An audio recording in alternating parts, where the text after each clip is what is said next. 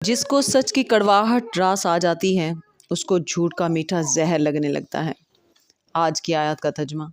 پناہ مانگتی ہوں اللہ کی شیطان مردود سے، شروع اللہ کا نام لے کر جو بڑا مہربان نہایت رحم والا ہے۔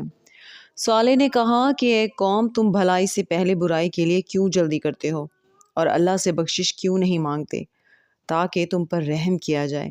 وہ کہنے لگے کہ تم اور تمہارے ساتھی ہمارے لیے برا شگون ہیں۔ صالح نے کہا کہ تمہاری بدشگونی اللہ کے پاس ہے، بلکہ تم ایسے لوگ ہو جن کی آزمائش کی جاتی ہے۔ اور شہر میں 9 شخص ایسے تھے جو ملک میں فساد کیا کرتے تھے اور اصلاح سے کام نہیں لیتے تھے۔ کہنے لگے کہ اللہ کی قسم کھاؤ کہ ہم رات کو اس پر اور اس کے گھر والوں پر شب خون ماریں گے، پھر اس کے وارثوں سے کہہ دیں گے کہ ہم تو اس کے گھر والوں کے موقع ہلاکت پر تھے ہی نہیں اور ہم سچ کہتے ہیں۔